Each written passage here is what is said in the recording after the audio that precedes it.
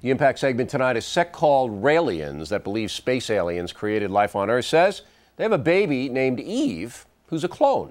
That announcement got a lot of attention, although nothing has been proved so far. Joining us now from Montreal, Canada, is Erick Lamarche, former EXraelian, who is now a DJ. All right, Mr. Lamarche. This sect wants to do what? What's their goal? Their main goal is to construct, in theory, their main goal is to construct an embassy to welcome the extraterrestrial that they believe that created life on Earth. Okay, so the extraterrestrials are coming back, and the EXraelians want to create an environment to welcome them back, correct? Yeah, they want to construct an embassy. All right, an embassy. That'll be nice. Maybe they do it in North Korea. That would be good. We can take care of each other. Now, do you really believe this alien stuff yourself? I mean, you really into that?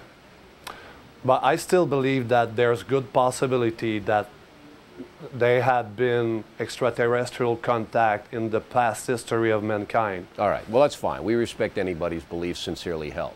Now, what about all this sex stuff? What's that all about? You got the leader of this group is some kind of racing car driver up there in Quebec who wants to have sex with all the babes, right? But maybe with all the babes, maybe all the good-looking babes. Yeah, that would be more. All right. So now this is the leader. So he basically wants to have sex with all the good-looking women that he can convince that aliens are coming to get. Now, come on, Mr. Lamarche. I mean, why are we going to take this seriously? I mean, this guy's he's like the Bhagwan Rajneesh, you know. He wants to have sex with all the good-looking women, and that's how he gets it. But you know what attracts people? But what attracted me, it was first of all, it's atheist. You know, they don't believe in God. The humans are the God of the universe. And second of all, they say that sexuality is a good thing for humans. When it's done in respect and with consenting adults, everything is possible between adults when it's consentant. Everything is possible. The guy just wants to have sex. He's like a rock star. Some rock stars get famous, they can have a lot of sex. This guy convinces women that he's the intermediary with the aliens. He can, all right. Now, what does this have to do with cloning? You got this little guy, he's running this little group, he's having a sex. Sex is good, we've all heard that, you know, another mini Hugh Hefner. What has this got to do with cloning? But you know, that's a basis of the part of the EXraelians' belief. They say that, but even maybe you heard Rael say it himself, he really thinks that through cloning, he's going to have access to eternal life. You know, oh, he wants to live forever, this guy. Yeah, you know, he has so much a nice position. Yeah, you bet. I mean, a lot of women going to be born in the next 200 years, so we don't want to miss any of them. All right, so he wants to clone for his own selfish purposes.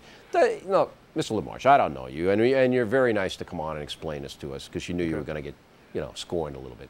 But you don't really believe all this nonsense, do you? I mean, come on. This is a fringe group that got headlines on a slow news week saying they cloned a baby. They will not produce any DNA, and they will not be able to, in my opinion. This is all just a big fraud, is it not?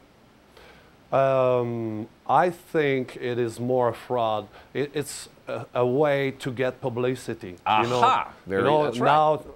Now, since a few days, all the planet talks about the clone company and EXrael, you know, and that's, you know, a person who's searching for fame. Right. Nobody would have heard of this dopey group unless they did this, and the dopey press, here I am, gives you publicity. Why did you leave the group? Now, you're a DJ now, right? So that's about eight steps up from being a EXraelian. Why did you leave the group? But you know, me, I was 17 years deeply believing in Israel's teaching. And I compare it a little bit to relationship, you know. I was married 17 years with that philosophy. Yeah. And a couple of times they had been like bad things that happened. I say, wow, I don't understand that aspect. But you know, like in a relationship with your wife, you say, okay, I'm going to leave it behind. I'm going to forget about it, and I'm going to go on until there's one event that is too much. And now you say, now. And what was that event for you? That event for me, it was at my last seminar during 1999 in in Quebec in the summer of What happened? Real fast, what happened? What happened, my eyes opened up. That's what happened, basically. There wasn't one thing that happened that you saw that said, I got to get out of here? But you know, because there was a new rule that say that all the people in the seminar should wear a white djellaba. Ah. And so me, I was against that. I say, why should we all wear the same white djellaba, you know? I would have done it for me, man. I'll tell you. If Fox came to me and said, hey, you got to wear that white djellaba, out of here. All right, Mr. Lamarche, thanks very much. We appreciate your candor. We don't take much stock in this cloning thing, but could be wrong. Just ahead, is there institutional racism against whites in a New Jersey public school district?